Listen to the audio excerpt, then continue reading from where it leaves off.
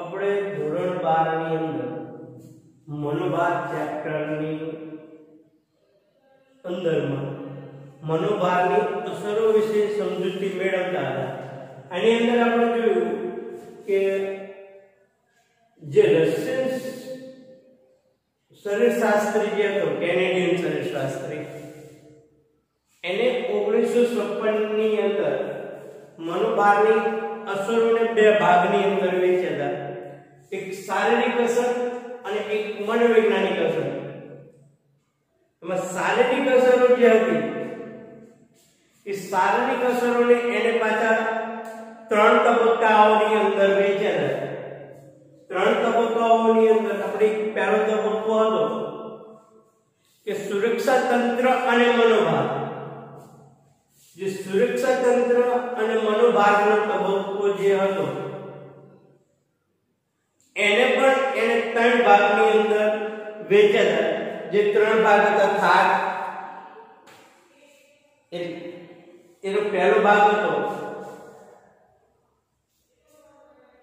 ચેતવણીનો તબક્કો, બીજો પ્રતિકારનો તબક્કો અને ત્રીજો થાકનો તબક્કો. કે જ્યારે વ્યક્તિ કોઈ પણ પ્રકારનો મનોભાર અનુભવે તો એને અમુક પ્રકારની ચેતવણી મળી જાય છે. એટલે કે શરીરના જે અંતઃસ્ત્રાવ ભાગો જે છે, મગજ જેવા જે ભાગો છે એ અમુક પ્રકારે એક્ટિવેટ થાય છે. એક પ્રકારની ચેતવણી એને મળી જાય છે. તો આ સમયે વ્યક્તિએ શું કરવું એના વિશેની આપણે સમજૂતી મેળવી હતી. કે જેમ કે આપણી એન્ડ્રિયલ ગ્રંથિ છે, એપિનોફ્રાઇન ગ્રંથિ છે, નોરએપિનેફ્રાઇન છે, આની અંદર હોર્મોન્સનું પ્રમાણ વધારે છે. એવી જે વાત કરી હતી. એ પછી પ્રતિકારનો તબક્કો કે જ્યારે જે વ્યક્તિ મનોભાર અનુભવે છે એને એની ચેતવણી મળી જાય છે, પછી કઈ રીતે એનો પ્રતિકાર કરે છે એની આપણે વાત કરી હતી. લાસ્ટ છે થાકનો તબક્કો. જ્યારે ચેતવણી મળે છે એનો પ્રતિકાર કરવાનો પ્રયત્ન કરે છે, પણ ક્યારેક અમુક લોકો જે છે એ મનોભારને પહોંચી વળે છે, જ્યારે અમુક લોકો મનોભારને પહોંચી વળતા નથી. એટલે કે એમને થાક લાગે છે, એટલે પોતે માનસિક રીતે હારી જાય છે. લોકો એમ કહે છે કે અમે જે શારીરિક નબળાઈ અનુભવી છે, શારીરિક માનસિક રીતે ભાંગી પડો, શારીરિક ક્ષમતા એકદમ ઘટી જાય છે. શરીરની અંદર જે શારીરિક ક્ષમતાઓ છે એ ઘટવા લાગે છે અને શારીરિક સંભાળવાની ક્ષમતા વધે છે. અંતે વ્યક્તિ બીમારીનો ભોગ બને છે કે જ્યારે એ થાકી જાય ત્યારે. એ પછીનો આપણે જે તબક્કાની અંદર બીજો તબક્કો વાત કરેલી કે મનોશારીરિક તબક્કો.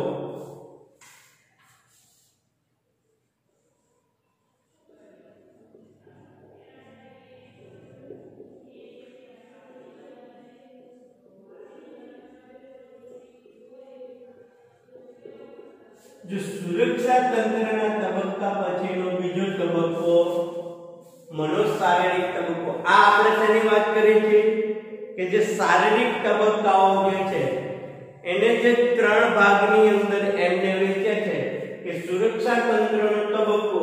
તો સુરક્ષા તંત્રના તબક્કાની અંદર પણ 3 ભાગ આવે છે. એક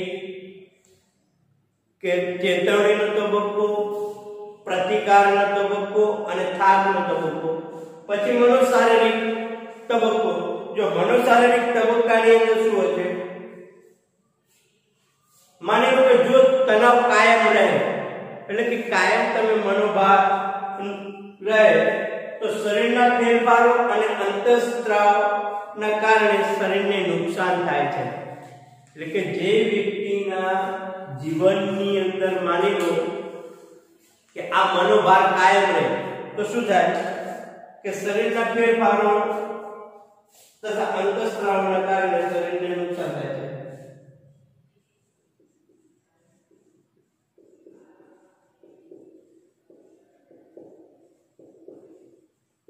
અને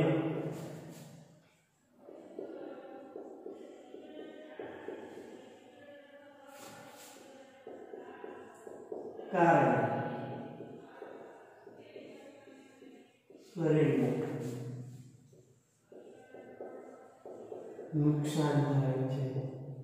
એટલે કે જ્યારે વ્યક્તિ માની લો કે વધારે પડતું તણાવમાં રહેતો હોય તો એને શરીરના અમુક ભાગોની અંદર ફેરફાર થાય અને અંતઃસ્ત્રાવ જ્યારે પ્રમાણ વધે એના કારણે શરીરની અંદર નુકસાન થાય છે।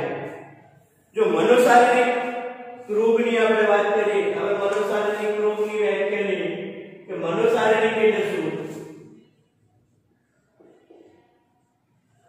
મનોશારીરિક રોગ એટલે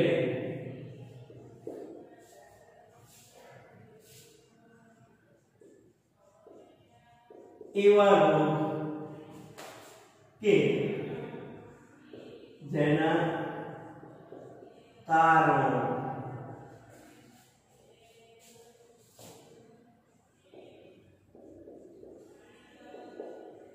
મનોવૈજ્ઞાનિક છે,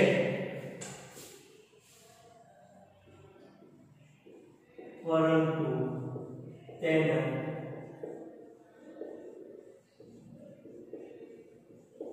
પરિણામ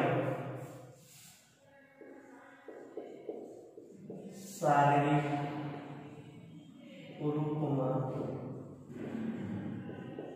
દેખાય છે। શું મનોશારીરિક રોગનું કારણ કે મનોશારીરિક રોગ એટલે કે એવા રોગ કે જેના કારણો મનોવૈજ્ઞાનિક દેખાય પરંતુ તેના પરિણામો શારીરિક રૂપના હોય છે। એટલે કે જે તે વ્યક્તિ જે મનોશારીરિક રોગ અનુભવે છે એના કારણો શું હોય છે? મનોવૈજ્ઞાનિક હોય છે કે મનોવૈજ્ઞાનિકના કારણે હિસાબે જે તે વ્યક્તિ મનોશારીરિક રોગ અનુભવે છે પણ એના જે પરિણામો જે છે એ શારીરિક રૂપમાં હોય છે। એટલે કે એ શારીરિક રૂપમાં દેખાય છે કે વ્યક્તિના શરીરની અંદર એ રોગોનું પ્રમાણ દેખાય છે। પછી બીજી એક વ્યાખ્યા લઈએ કે મનોશારીરિક રોગો એટલે માનસિક કારણોસર ઉભી થતી શારીરિક રોગો।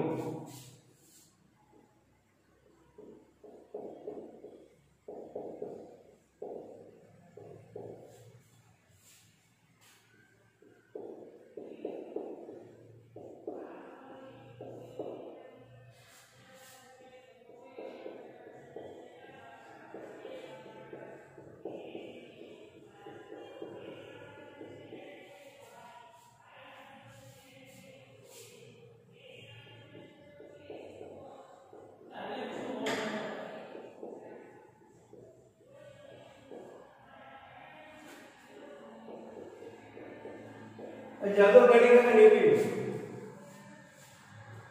जो मनोशारीरिक रोगों એટલે કે मानसिक कारणोसर उभा થતા शारीरिक रोगो जो બે વ્યાખ્યા આપણે જોઈ કે મનોશારીરિક રોગ એટલે એવા રોગો કે જેનો કારણ મનોવૈજ્ઞાનિક હોય પરંતુ એ શારીરિક રૂપમાં દેખાય। એટલે કે જે વ્યક્તિના શરીરની અંદર આપણે આ જોયું ને થાક આવો, કંટાળો, તકલીફ, અને બીજું કે મનોશારીરિક એટલે એવો માનસિક કારણોસર ઉભા થતા શારીરિક રોગો છે। જો વર્તમાન સમયની આપણે આજની વાત કરીએ તો કે ઘણા લોકો હૃદય સંબંધી રોગો, બ્લડ પ્રેશર, દમ, ડાયાબિટીસ, જઠરનું ચાંદુ કે બ્રેન સ્ટ્રોક જેવા શારીરિક રોગોનો ભોગ બને છે।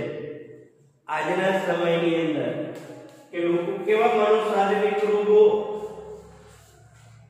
નો ઉદ્ભવ થાય છે લોકોની અંદર તો કે એ રોગો કયા કયા છે? તો એના રોગો વાત કરીએ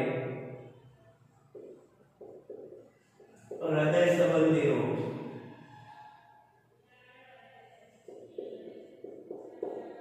બીજું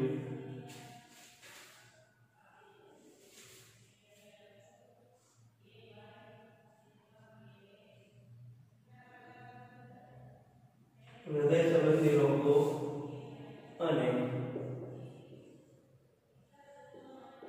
બ્લડ પ્રેશર। ત્રીજું દમ, ત્રીજું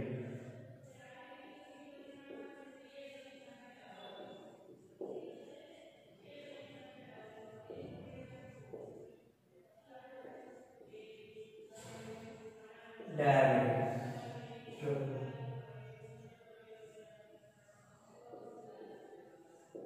જઠરનું ચામડું,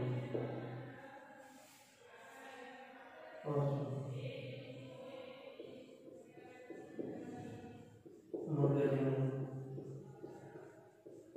ઉંમર. તો આ 5 પ્રકારના રોગો જે છે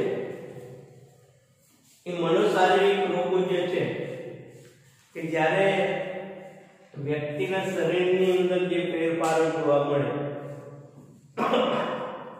એટલે કે જે તે વ્યક્તિ જ્યારે મનોભારની અંદર સપડાય છે ત્યારે એ આવા 5 પ્રકારના રોગો અનુભવે છે.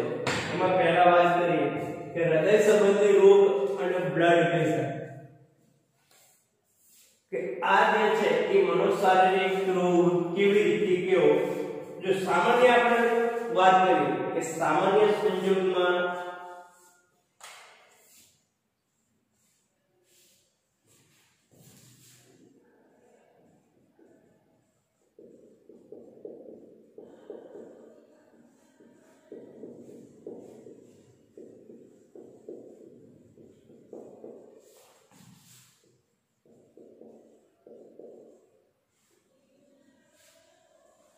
હૃદય સંબંધી રોગો અને બ્લડ પ્રેશરને લગતા રોગો કયા છે એની વાત કરીએ તો સામાન્ય રીતે તમે વિચારો કે સામાન્ય રીતે એક તંદુરસ્ત વ્યક્તિનું હૃદયના ધબકારા 1 મિનિટની અંદર 70 થી 75 વાર ધબકે છે. એટલે કે 70 થી 75 પ્રકારના હોય છે.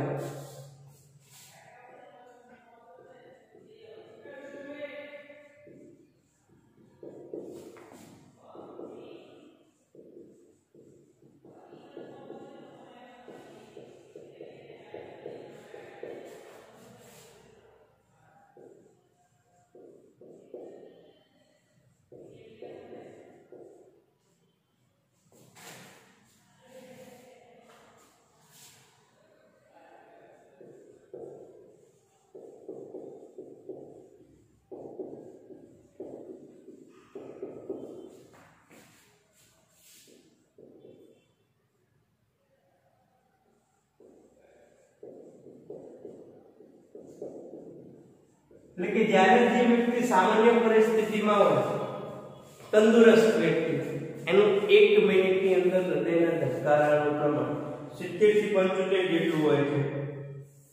અને સામાન્ય રીતે લોહીનું દબાણ જો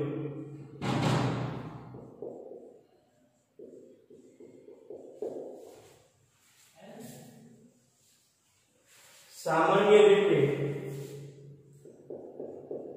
લોહીનું નીચું દબાણ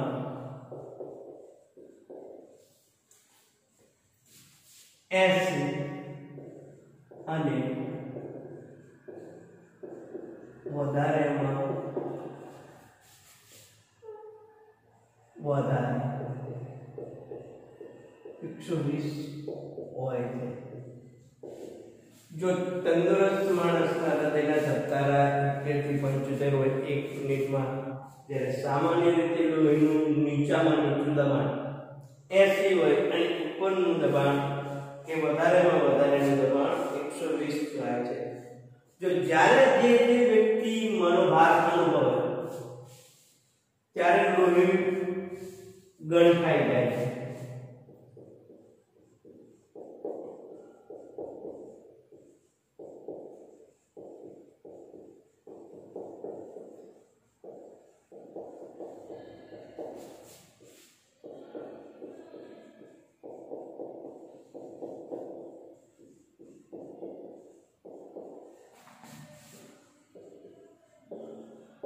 એટલે કે જે તે વ્યક્તિના શરીરની અંદર જ્યારે એ મનોભાર અનુભવતો હોય એટલે લોહીનું પ્રમાણ એકદમ ઘટવા માંડે છે, હૃદયના ધબકારાનું પ્રમાણ વધવા માંડે છે અને ધમનીનું મુખ જે છે એ સાંકડું થઈ જાય છે. ધમનીનું મુખ સાંકડું થઈ જાય છે અને જ્યારે જે વ્યક્તિના ધમનીનું મુખ સાંકડું થઈ જાય એટલે ધમની સમજી લો સખત થઈ જાય. અને ધમની જ્યારે સખત થાય એટલે કે શરીરના અંદર લોહીનું પ્રસરાવ એ એકદમ ધીમું થઈ જાય છે. એટલે કે હૃદયને લોહી પહોંચાડવા આ સમયે વધારે કાર્ય કરવું પડે છે. કારણ કે જ્યારે ધમનીનું મુખ એકદમ સાંકડું થઈ જાય એટલે કે ધમની જે છે એ સખત થઈ જાય એટલે હૃદયને પોતાના શરીરની અંદર લોહી પહોંચાડવામાં વધારે તકલીફ પડે છે અને આના હિસાબે લોહીનું દબાણ પણ વધે છે અને મનોભારના કારણે હૃદયનું જોખમ 50% જેટલું વધી જાય છે. જો મનોભારના કારણે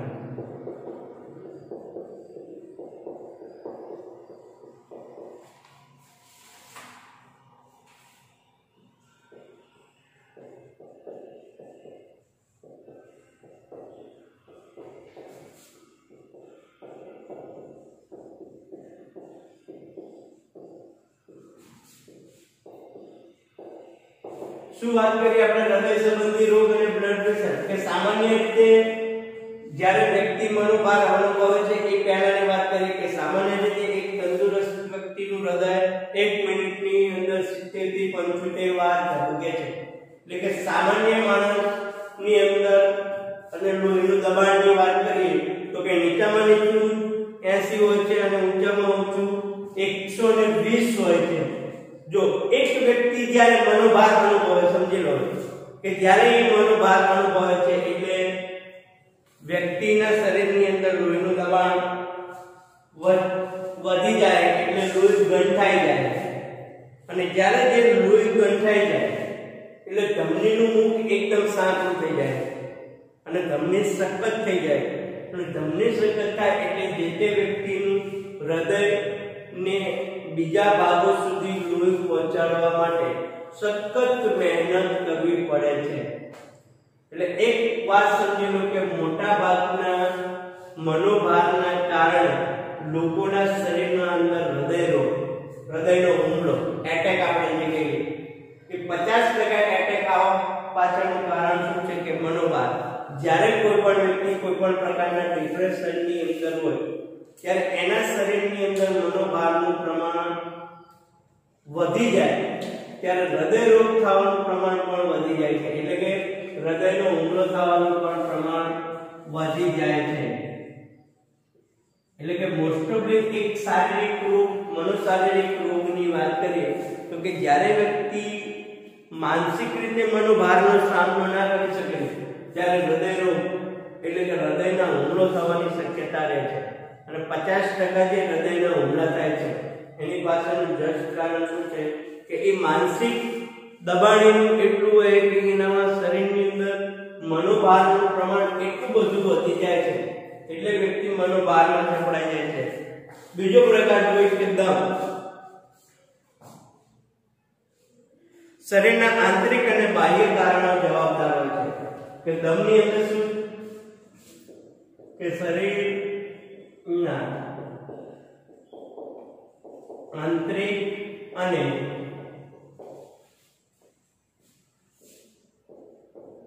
બાહ્ય કારણો જવાબદાર હોય છે. એટલે કે એક વ્યક્તિને મનોભાર અનુભવવા માટે એ વ્યક્તિના મનોભાર માટે આંતરિક અને બાહ્ય કારણો આ બે જવાબદાર છે કે ક્યારેક વ્યક્તિ આંતરિક કારણોસર મનોભાર અનુભવે છે અને ક્યારેક વ્યક્તિ બાહ્ય કારણોસર પણ મનોભાર અનુભવે છે. જો આંતરિક કારણોમાં મોટા ભાગે મનોભાર જવાબદાર હોય છે કે આંતરિક કારણોમાં અંદર શું જવાબદાર છે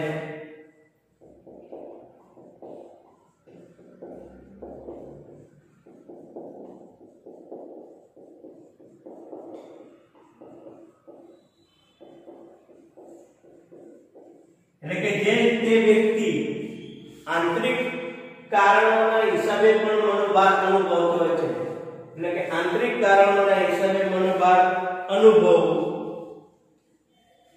જો એક ઉદાહરણ તરીકે લઈએ તો કે બાળકોમાં દમની તકલીફ, કે એક બાળકના અંદર દમની તકલીફનું કારણ શું છે?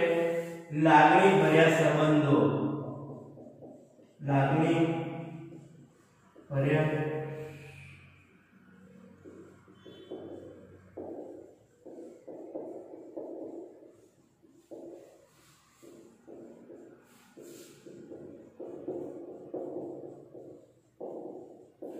એટલે કે એક બાળકને જ્યારે પોતાના કુટુંબ પ્રત્યે લાગણી જેવા સંબંધો હોય, એટલે કે ઘરના અમુક સભ્યો પ્રત્યે વધારે પડતી લાગણી હોય અને એને જ્યારે કોઈ પણ પ્રકારનું નુકસાન થાય એટલે વ્યક્તિ દમ જેવા રોગો અનુભવે છે.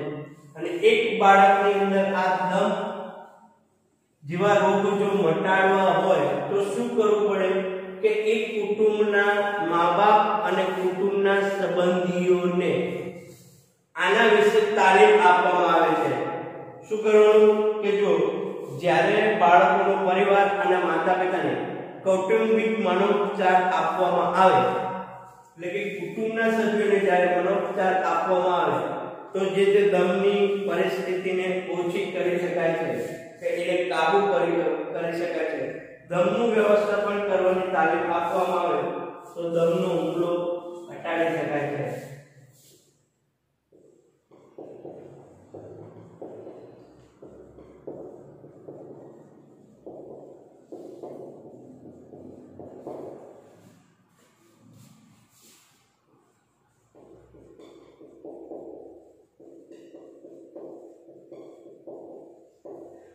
આના ઉપરથી આપણે ખબર પડે કે જે તે વ્યક્તિને દમનો રોગ કેવી રીતે થાય છે, કે જ્યારે બાળકની અંદર લાગણી ભર્યા સંબંધો હોય અને એની અંદર ઘરના કોઈ પણ વ્યક્તિને નુકસાન પહોંચતું હોય ત્યારે વ્યક્તિ દમ જેવા રોગનો હુમલો એને થાય છે.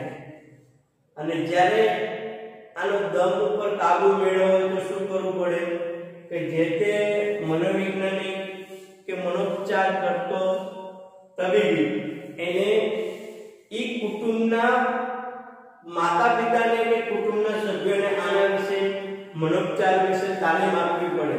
અને જ્યારે તાલીમ આપવામાં આવે ત્યારે દમનો હુમલો ઘટાડી શકાય છે. ત્રીજો પ્રકાર જોઈએ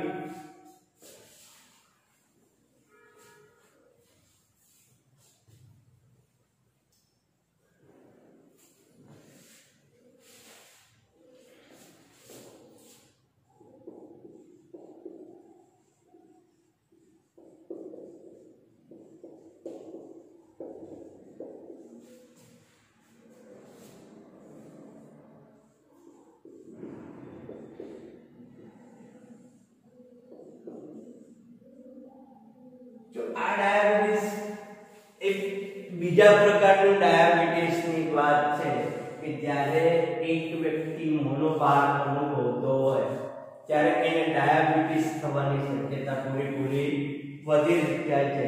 એટલે કે ટાઈપ 2 પ્રકારનો ડાયાબિટીસ છે. કયો? ટાઈપ 2 પ્રકારનો ડાયાબિટીસ.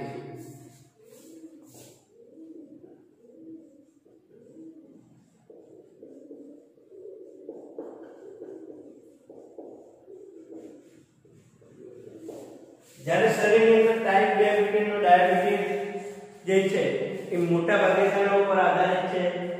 મનોભાર પર આધારિત છે.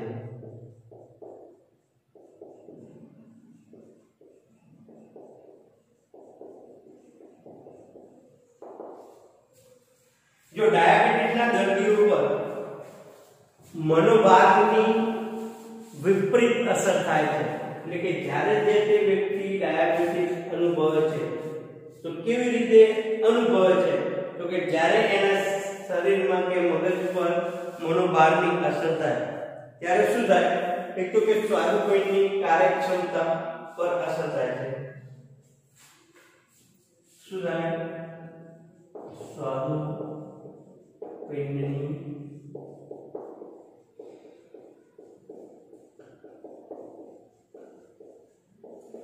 જે તે વ્યક્તિનું સ્વાદુપિંડ છે એની ઉપર એના મનોભારની અસર થાય છે.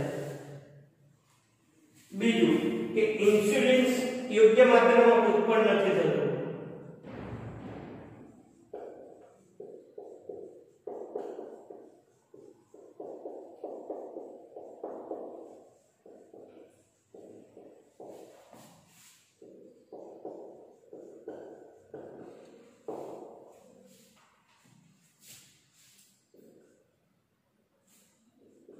લોહીમાં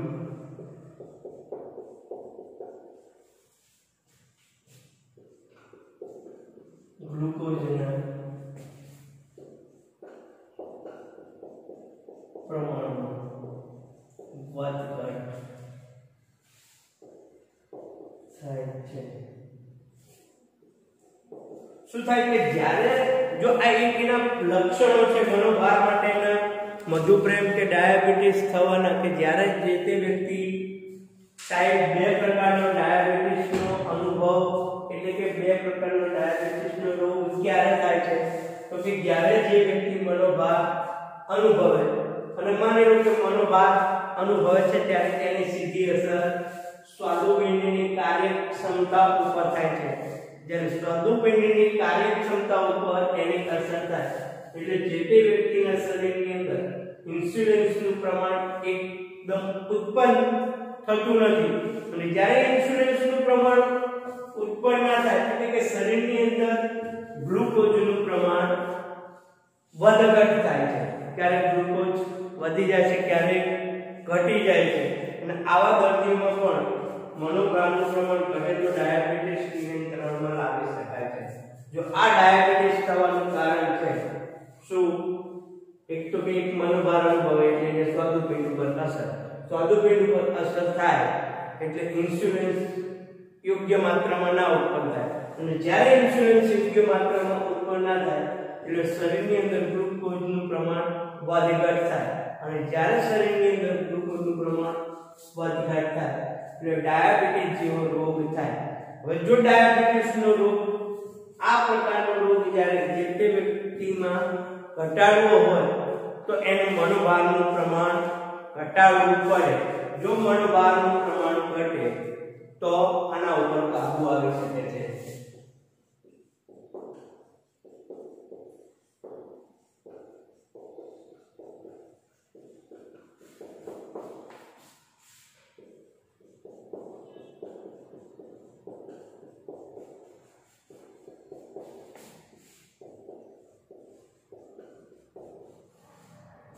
ચોથો પ્રકાર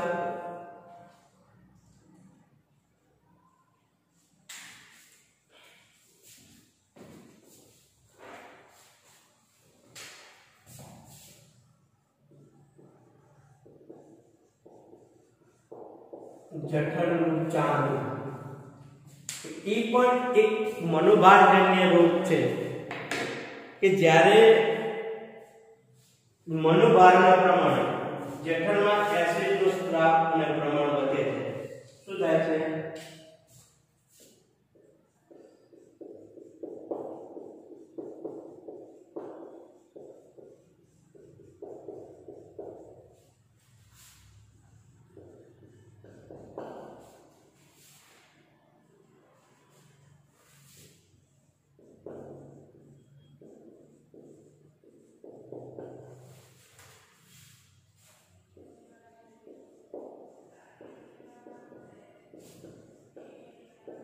એટલે કે જે વ્યક્તિ એસિડનું પ્રમાણ એ મનોભારના હિસાબે તેના જઠરની અંદર વધારો થાય છે. અને માની લો કે આ સમયે જે તે વ્યક્તિ ખોરાક ના લે, જ્યારે એના સ્ત્રાવનું પ્રમાણ વધારે ઘટે થાય અને જે તે વ્યક્તિ ખોરાક ના લે એટલે જઠરની દિવાલોમાં ચાંદુ પડે છે. અને જેને જઠરનું ચાંદુ અથવા અલ્સર કહેવામાં આવે છે. આ સમયે ખોરાક ન લેતા જઠરમાં ચાંદુ પડી છે તેને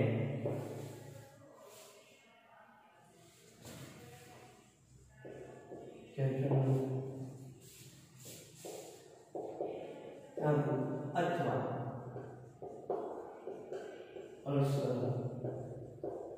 કરે છે. આ પ્રકારના રોગને જઠરનું ચાંદુ અથવા અલ્સર તરીકે પણ ઓળખવામાં આવે છે. જો આ પ્રકારનો અલ્સર જેવો રોગ ક્યારે ઉત્પન્ન થાય છે કે કોને ઉત્પન્ન થાય છે? ઉચ્ચ પદ પર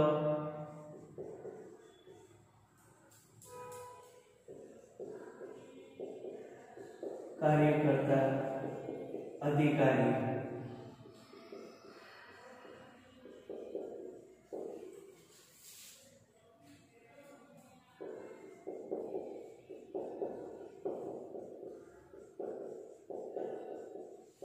જે ઉચ્ચ પદ ઉપર કાર્ય કરે છે એ અધિકારીઓ મનોભારનું પ્રમાણ એનામાં વધારે છે કે કાર્ય વહેલા સમયસર પાર પાડવાનું હોય છે, માટે એની અંદર જઠરના ચાંદા જેવો રોગ ઉત્પન્ન થાય છે.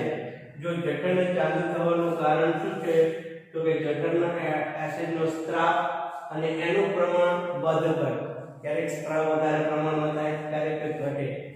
આવા સમયે જે તે વ્યક્તિ ખોરાક ના લે તો એને જઠરમાં ચાંદુ પડે છે, જેને જઠરનું ચાંદુ અથવા અલ્સર કહે છે. આ પ્રકારનો રોગ ખાસ કરીને કોનામાં જોવા મળે છે તો કે ખાસ કરીને જે ઉચ્ચ પદ ઉપર એટલે કે મોટા પદ ઉપર જે અધિકારીઓ કામ કરે છે એમનામાં કામનું બોજ વધારે હોય છે, એટલે કે કામનું ભારણ વધારે હોય છે અને કામ સમયસર પૂર્ણ કરવાનું હોય છે. અને જ્યારે કામ સમયસર પૂર્ણ નથી થતું એટલે આવા મનોભારો એમના શરીરની અંદર ઉત્પન્ન થાય છે. પછી ચોથું કે મગજનો હુમલો. પાંચમું,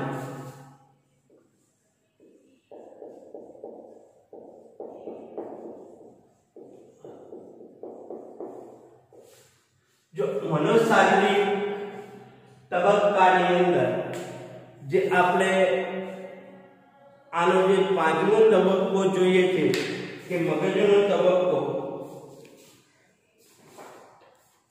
કે મગજને મળતો લોહીનો પુરવઠો અવરોધાય કે ઘટે ત્યારે મગજનો હુમલો થાય છે. ક્યારે?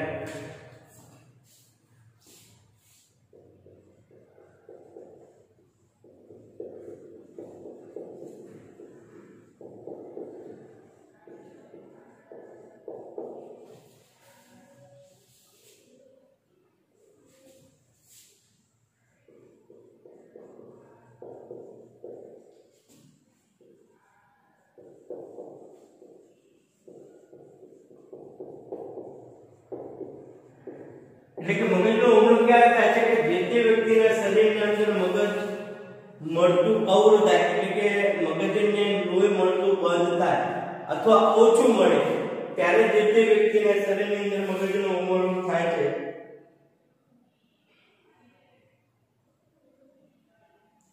જો જે તે વ્યક્તિના શરીરની અંદર ક્યારે મગજના કોષોને નુકસાન પહોંચે કે જ્યારે મગજને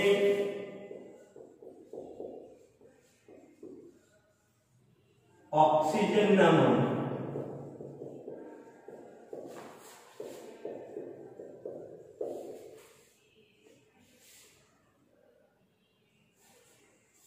ત્યારે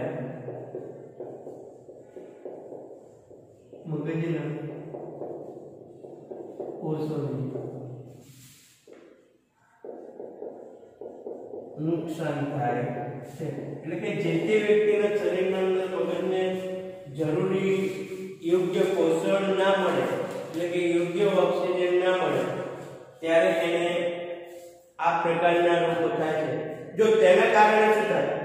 ધમનીમાં અવરોધ અને મગજને લોહી પહોંચતું બંધ થઈ જાય, અને જ્યારે મગજને લોહી મળતું બંધ થાય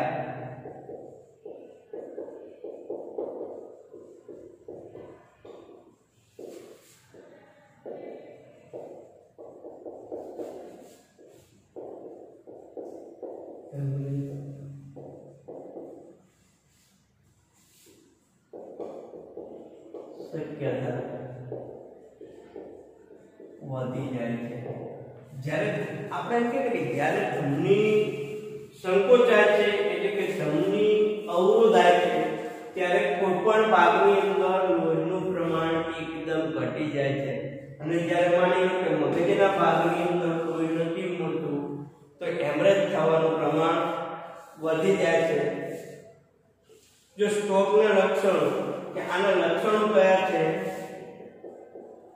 જ્યારે મગજનો હુમલો થવાના લક્ષણો કયા છે? એક તો કોઈ બોલવાની ને સમજવાની ક્ષમતા,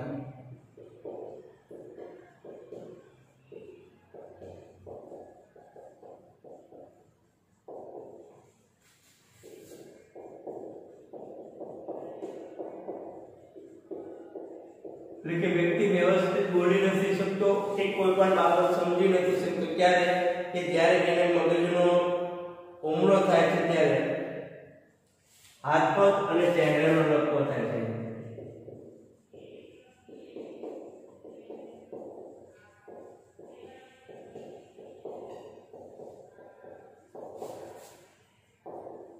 ત્યારે હાથ પગની અંદર કે ચહેરાની અંદર લકવાની અસર વર્તાય છે.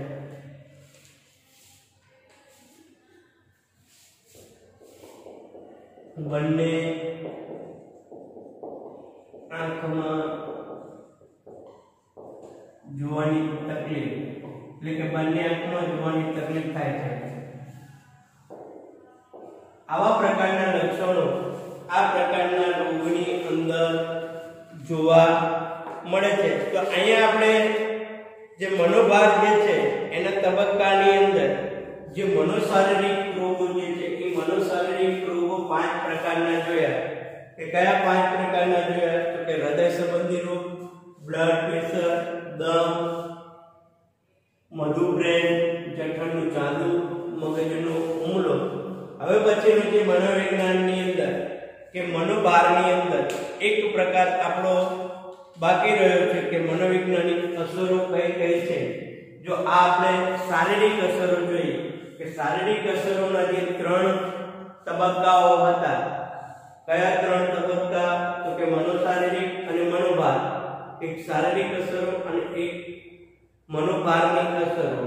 શારીરિક અસરોના તબક્કાના અંદર 3 તબક્કાઓ જોયા અને મનોશારીરિક તબક્કાની અંદર આપણે 5 તબક્કાઓ જોયા. આગળ આપણે મનોવૈજ્ઞાનિક અસરો વિશે વાત કરીશું.